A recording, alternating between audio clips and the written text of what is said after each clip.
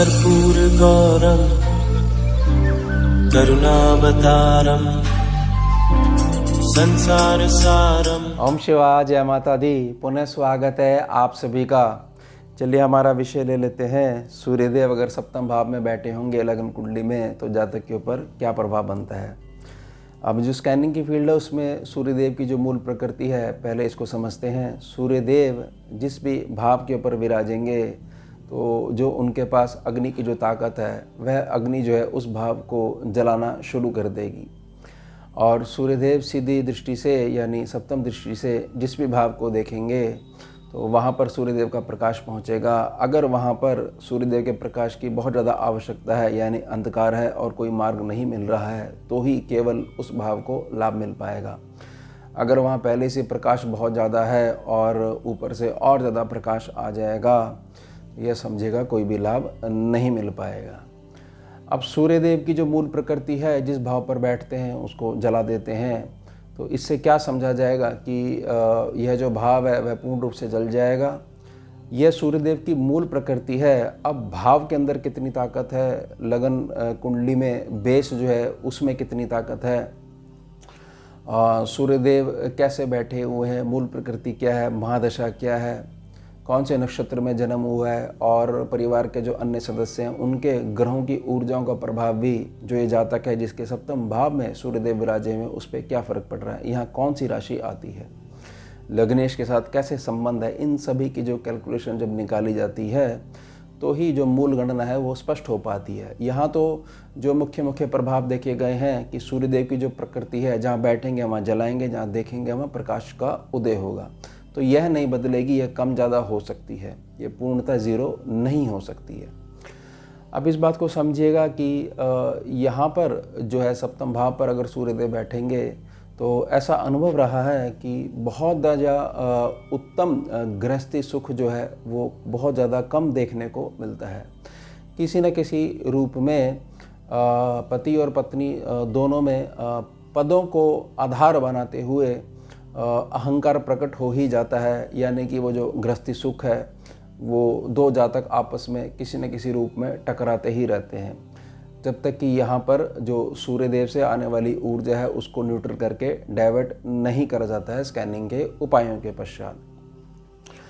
अब यहाँ पर जब सूर्यदेव सीधे तौर पर आपके पहले भाव को देख रहे हैं क्योंकि सीधी दृष्टि है तो यह समझिएगा कि आप अपनी मेहनत से परिश्रम से ही अपने आप को बना पाएंगे। ऐसा नहीं होगा कि पका पकाया आपको मिल जाएगा, और अगर ऐसा होगा तो वह भी आपके पास से चला जाएगा अगर सूर्यदेव का प्रभाव बहुत ज़्यादा आपके ऊपर पड़ा हुआ है तो।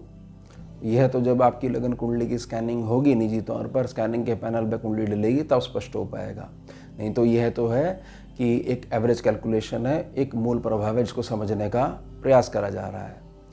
अब सूर्यदेव का जब प्रकाश है वह यह देखना पड़ेगा कि कितने समय तक जो है जातक को प्रभाव दे पा रहा है।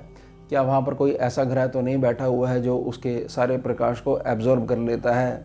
तो उसी आधार पर यह समझा जाएगा कि समय कौन सा चल रहा है, दशा कौन सी चल रही है, और जो गोचरीय गणना है, जो मासिक गोचरीय गणना है उसके क्या फल हैं, उसके पश्चात ही जातक को सही दिशा प्रदान करी जा सकती है। अब पुनः सप्तम भाव पे आते हैं। सप्तम भाव आपकी जो हर महीने जो मासिक आय है, जो व्यापार की जो सेंस है, बिजनेस सेंस है, उसको भी बहुत ज़्यादा दर्शाता है। तो यह समझेगा कि अगर सूर्य बहुत ज़्यादा प्रबल है और ऐसा मान लीजिए कि मंगल साथ में बैठ गए हैं, शनिदेव साथ में बैठ गए हैं, या राहुदेव बैठ गए हैं, या इन ग्रहों की दृष्टि सप्तम भाव पे पड़ रही है तो जातक की आयु जैसे से बढ़ती जाएगी तो जातक जो है ऐसा महसूस करेगा कि मेरा कोई भी अपना नहीं है, मेरी कोई बात सुनता नहीं है, और हर दिन जो है कंप्लेंट करना शुरू कर देगा।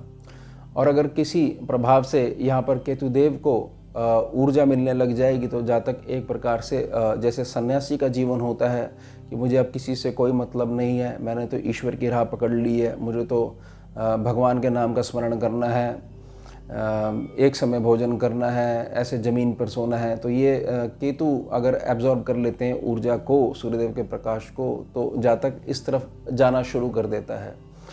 और जातक की प्रकृति ऐसे हो जाती है कि वो जातक जो एकदम पलट के जवाब देता था, अब कोई उसके मुख पे आकर अपशब्द भी कह जाता है, थोड़ा बहुत उसको छेड़ भी देता है, हाथापाई भी अगर हो जाती है तो भी जातक हाथ जोड़कर खड़ा रहता है कि ठीक है, जो आप कह रहे हो वो ठीक है। बिल्कुल भी जातक जो है विरोध नहीं करता है।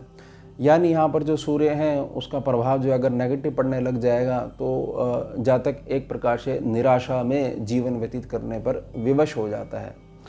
और यहाँ पर यह देखा गया है कि जातक का अगर जीवों से प्रेम बना रहता है तो यहाँ पर बहुत ज़्यादा उम्मीद देखी जा सकती है कि पुनः जातक को संकल्प शक्ति धारण करवाने में जो उसकी काउंसलिंग करी जाती है उसमें बहुत ज़्यादा मदद मिल सकती है।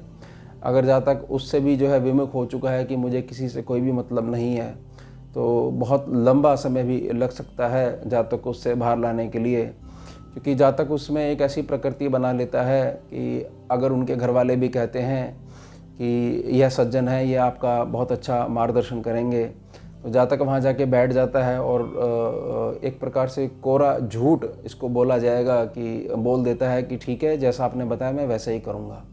फिर जब पुनः जातक से बात करी जाती है कि आपने कुछ प्रयोग करा, जी मैंने प्रयोग करा था और कोई असर नहीं हुआ, आप तो बहुत अच्छे हो, मेरी तो भगवान ने किस्मत ही जो है वो ताला लगा दी है। तो जातक कोई प्रयास नहीं करता है, लेकिन किसी को भी रोकता नहीं है। एक प्रकार से यह लगता ही नहीं है कि शरीर है और उसमें प्राण है, ऐसा लगता है कि कोई मशीन है जिसको एक कमांड जो है वो अटक गई है और वो उसी ट्रैक पर चला जा रहा है। और जातक यहाँ पर जब घर वालों से बहुत ज़्यादा रुष्ट हो जाता है, या घर वाले जो हैं उसके जो अपने हैं परिवार के सदस्य हैं उसके विवाह से पूर्व की मैं बात कह रहा हूँ, तो जातक को यह लगता है कि यह सब तो मेरे को परेशान करते हैं, एक दिन मेरा जीवन साथी आएगा और जो है वही मेरा अपना होगा, ये सब तो मेरे पराए हैं। लेकिन यहाँ पर भी क्योंकि सप्तम भाव है तो सूर्यदेव की अगर तपिश बहुत ज़्यादा हो चुकी है तो जातक को अपने जीवन साथी से भी धोखा मिलता है, तब जातक के जीवन में बहुत ज़्यादा निराशा आने लग जाती है। तो यहाँ पर यह ध्यान दिया जाता है कि कोई भी कुंडली अगर आती है सप्तम भाव में सूर्यदेव बैठे हुए हैं और अगर जातक के साथ ऐसा हो रहा है या जातक का विवाह होने वाला है, तो उसी आधार पर उनकी काउंसलिंग करी जाती है और स्कैनिंग के पैनल पे जो ग्रह स्वयं से उपाय सामने लेके आते हैं उनको जातक को करवाया जाता है, समझाया जाता है। और यहाँ यह भी देखा गया है कि जातक जितना ज़्यादा अपने घर से दूर रहता है, यानी कि विवाह से पूर्व की स्थिति में जितना ज़्यादा दूर रहता है, तो वह अपनी मेहनत से अपना नाम भी बनाता है और अपनी एक प्रॉपर्टी भी खरीद लेता है, जो कि अंत में जाकर अगर विषम प्रभाव सूर्यदेव की ऊर्जा का पड़ रहा है, वह प्रॉपर्टी भी बिक जाती है। उसका सारा पैसा जहाँ पर जातक अपने अंतिम समय व्यतीत करता है या एक प्रकार से जो उसकी दिनचर्या है, जिस भी परिवार के साथ व्यतीत होती है, वह उनको भी दे देता है कि भाई आप इसको रखो, आप मेरे को तो ईश्वर की कृपा से 2 रोटी खानी होती है, वो मुझे मिल ही जाएगी। तो आप ये देखिएगा कि कोई भी व्यक्ति जो बहुत ज़्यादा जब निराश हो जाता है तो किसी भी प्रकार से कोई भी उपाय संकल्प आधार पर कार्य कर ही नहीं सकता है। तो यहाँ पर बड़ी प्रार्थना रहेगी कि सप्तम भाव के जो सूर्यदेव हैं, इनकी ऊर्जा को डाइवर्ट करने के लिए हमारे को फ़िल्टर लगाने पड़ते हैं स्कैनिंग के पैनल पर। अब फ़िल्टर क्या होते हैं? फ़िल्टर यही होते हैं कि सूर्यदेव की ऊर्जा अगर इस भाव को जला रही है तो सूर्यदेव की ऊर्जा को डाइवर्ट करा जाता है, बुधदेव का फ़िल्टर लगाकर इसको एब्जॉर्ब कराया जाता है। तो यानी कि जहाँ पर ये सूर्यदेव का जो तेज बना हुआ है, यहाँ पर जो है इससे भी ऊपर ईश्वरीय आराधना जो कि सर्व तेजोमय बनी रहती है, उनकी शरण जो है जातक को जाने के लिए प्रेरणा दी जाती है। और जातक जैसे ही ईश्वरीय मार्ग पर चलना शुरू हो जाता है तो ये प्लैनेट्स की जो एक्स्ट्रा एनर्जी जो है वो डिस्टर्ब कर रही है, क्योंकि है तो प्रारब्ध ही आपका, आपके कर्म है, तभी आपने इसी गोचरी गणना में जन्म लिया था। लगन में जो राशि उदय हो रही थी तभी आपका क्यों जन्म हुआ, क्योंकि आपका प्रारब्ध ऐसा था, खींच के आप एक दूसरे को तरफ आकर्षित हो गए, वह लगन गणना जो थी और आपका जो प्रारब्ध था। तो उसके पश्चात फ़िल्टर लगने के पश्चात कुछ सुधार आता है। और ऐसे जातकों में मैंने एक चीज़ बहुत देखी है कि अगर ये किसी व्यक्ति से अपनी बात कहनी शुरू कर देते हैं तो एक मानसिक रिश्ता उससे जोड़ लेते हैं और वो जब तक फिर अगर अपनी व्यवस्था में व्यस्त हो जाता है तो फिर इनको ये लगता है कि सभी लोग ऐसे हैं, मुझसे कोई बात नहीं करना चाहता है। तो ये बहुत ज़्यादा मैंने प्रभाव देखा है। और यह भी देखा है कि जहाँ तक बहुत ज़्यादा अपशब्द भी बोलता है, गुस्सा बहुत ज़्यादा आता है और टांगों में भी बहुत ज़्यादा की तकलीफ़ रहती है, आँखों पे भी बहुत ज़्यादा प्रभाव रहता है। ये सब मैं आपको जो बातें बता रहा हूँ, ये स्कैनिंग के पैनल में जितने भी नकारात्मक अनुभव देखे गए हैं उनको जनरली तौर पर समझाने का प्रयास कर रहा हूँ। अब यहाँ पर जो सूर्य जो बैठे हुए हैं, इनको ठीक कैसे करा जा सकता है? इनको ठीक ऐसे करा जा सकता है कि सूर्य देव का जो प्रकाश है, अगर वो आगे डाइवर्ट कर दिया जाएगा नॉलेज के रूप में तो बहुत ज़्यादा मदद मिलेगी। यानी कि जहाँ तक अगर कुछ ऐसी व्यवस्था कर दे कि जो उसके पास ज्ञान अर्जित है या जो उसके पास धन अर्जित है, क्योंकि धन तो यहाँ आता ही आता है, तो जहाँ तक उससे जो गरीब जो बच्चे हैं उनके लिए पेंसिल की व्यवस्था कर दे, पेन की व्यवस्था कर दे, जो स्टेशनरी का सामान है उसकी व्यवस्था कर दे, या किसी ऐसे एनजीओ से जुड़ जाए, किसी स्वयंसेवी संस्था से जुड़ जाए जहाँ पर जहाँ तक जो है हफ्ते में 2 बार या 3 बार स्वयं से जाए और बच्चों को जो बिल्कुल गरीब बच्चे हैं जिनके पास बिल्कुल पैसे नहीं हैं किसी प्रकार से विद्या को ग्रहण करने के लिए, तो वहाँ पर जाकर मदद करे। तो यहाँ पर सूर्य जो है उसका जो है फ़िल्टर लगाया जाता है बुध देव के द्वारा। ये आपको मैंने मूल समझाया है क्योंकि फ़िल्टर तो हमें ही लगाना पड़ता है स्कैनिंग के पैनल में, जो कि सीधा प्रभाव आपके प्राण ऊर्जा पर डालना शुरू कर देता है। और उपाय के तौर पर छोटा सा रेमेडी दे दी जाती है, जिससे जहाँ तक एक मन लगा रहे और एक स्मृति बनी रहे कि हाँ मैं ये उपाय कर रहा हूँ। मुख्य काम तो स्कैनिंग के पैनल पे ही होता है। तो यहाँ पर अगर ऐसा करा जाता है क्योंकि यहाँ पर जो सूर्यदेव हैं जब वो प्रथम भाव को जब देखते हैं तो जातक के पास ज्ञान की कोई भी कमी नहीं रहती है। इस बात को बहुत ज़्यादा आप ध्यान बना के रखिएगा।